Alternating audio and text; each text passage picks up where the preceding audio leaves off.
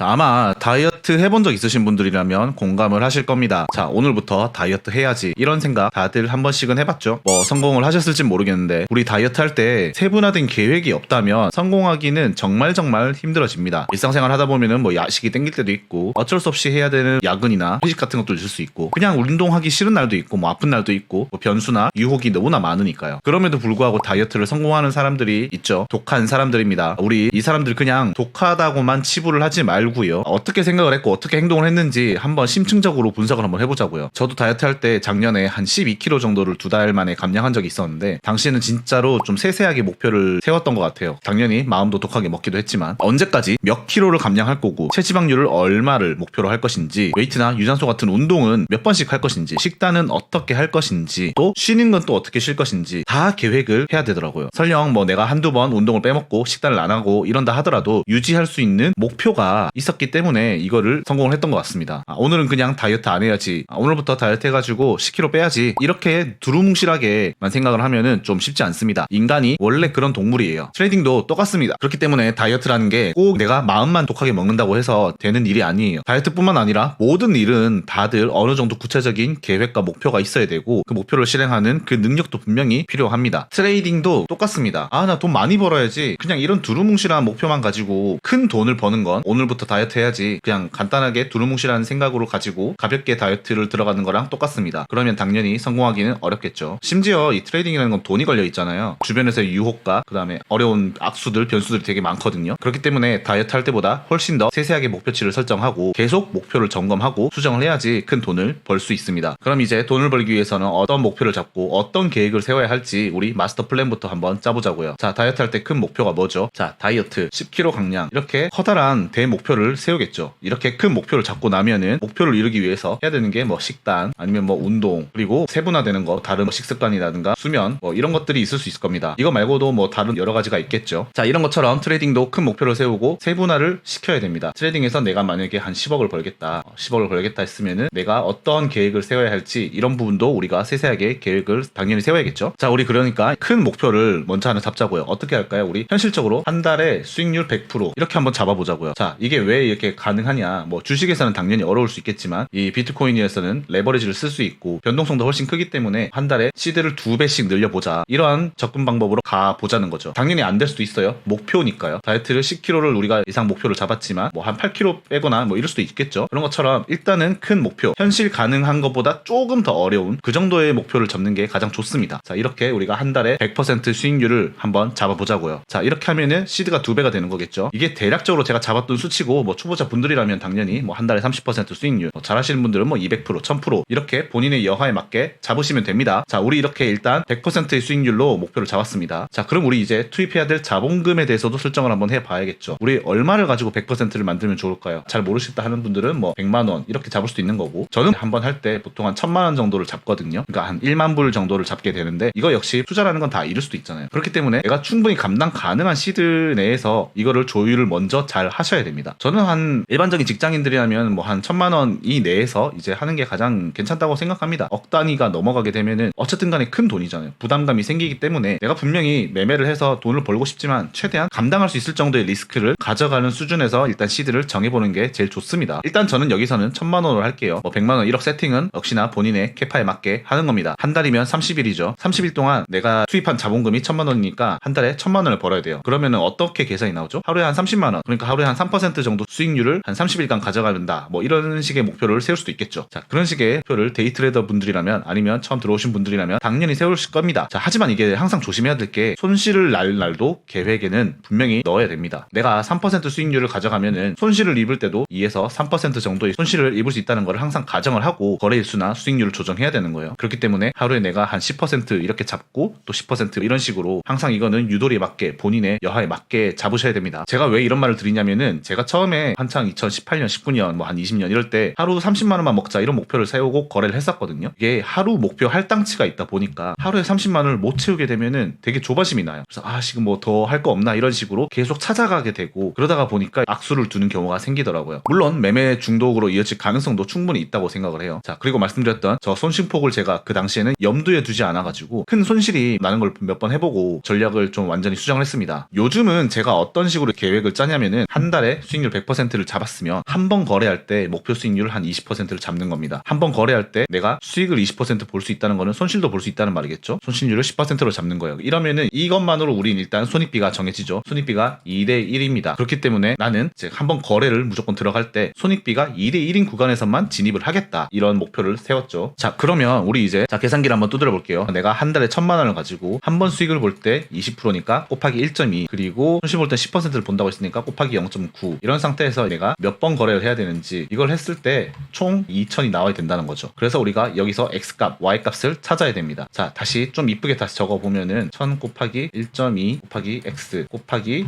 이제 0.9 곱하기 Y는 2000 이렇게 나오니까 우리가 X값과 Y값을 찾아야 되겠죠. 자, 우리 이거 계산기로 한번 두드려 볼게요. 1000만원 곱하기 1.2를 했습니다. 제가 이거는 뭐 지금 당장은 여기 대입을 해보면 되는데 제가 일단 대입을 미리 해봤으니까 자, 이렇게 하니까 한 1959 정도가 나와요. 1959 이러면은 대충 2000 정도가 나오겠죠. 자, 여기서 X는 총 6이었고 Y는 4입니다.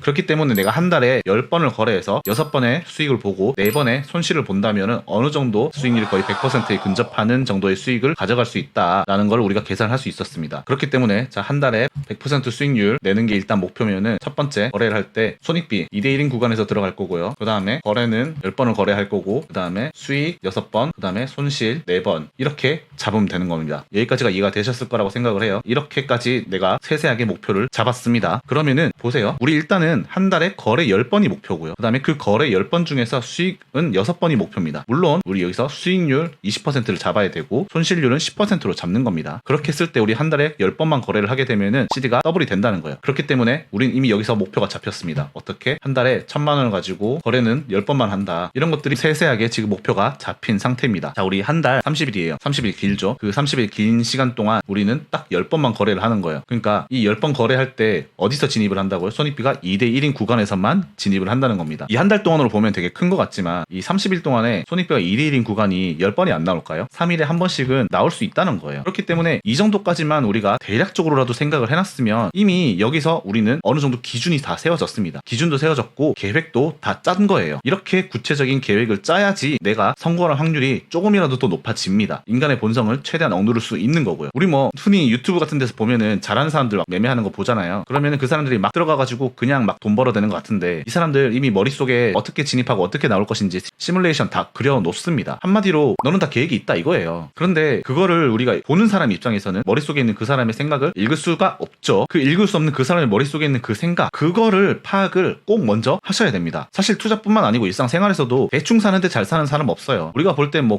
진짜 저 인간 대충 사네 이런 것 같아 보여도 자기만의 생각 자기만의 계획이 다 있고 그걸 어떻게든 실천을 하면서 살아가려고 하는 사람들이에요. 그 이면을 보는 거예요. 다이어트 성공한 직장인들 의지도 대단하겠죠. 분명히 대단할 겁니다. 하지만 그런 의지를 유지시켜줄 탄탄한 계획을 가지고 살아간다고요. 어쨌든 좀 돌아오긴 했는데 투자 잘하는 사람들 보는 거 다 좋다 이거예요. 그런데 그 겉면만 보지 말고 이면 그러니까 그 사람의 생각이 어떤 거였을지를 꼭 보려고 노력을 하세요. 그 보이는 모습 그대로만 보고 있으면은 진짜 존망테크 그대로 탑니다. 자, 우리 이렇게 우리가 어떻게 벌 것인지 우리 한 달 목표를 어떻게 잡았고 세부 계획을 어떻게 잡았고 수익금은 얼마 그럼 거래 몇 번 이런 걸 다 적었습니다. 당연히 이거 할 때 우리 레버리지도 얼마를 쓸 것이다 이것도 당연히 적어야겠지만 수익률이 20%는 나와야 되니까 내가 레버리지를 얼마를 써야겠다 얼마를 쓰면 20% 정도의 수익을 가져갈 수 있겠다 이런 게 다 계산을 되실 겁니다. 예를 들면은 구간 1%를 먹으면은 20배를 쓰면 되겠죠. 하지만 내가 2% 정도의 구간을 먹겠다 했을 때는 한 10배 이런 식으로 이거는 본인이 지금 처한 상황에 맞게 거래를 하시면 됩니다. 저 같은 경우는 평균적으로 한 10배 정도를 쓰는 것 같아요. 이렇게 모든 것을 다 계획을 하고 점검을 하는 게 좋습니다. 그래야지 우리 인간 본성 있죠. 뇌동매매를 방지할 수 있고요. 인간 본성을 이겨낼 수 있습니다. 감정만 배제하면은 투자는 쉬워집니다. 그 감정을 배제할 수 있도록 의도적으로 설정을 우리 한번 잘 해봅시다. 자, 이렇게 챕터 1 투자 시작 전 마음가짐 다잡기가 다 끝났습니다. 이제는 챕터 2에서 실제로 차트 분석을 위해서는 어떠한 지식들이 필요한지에 대해서 공부하러 가봅시다.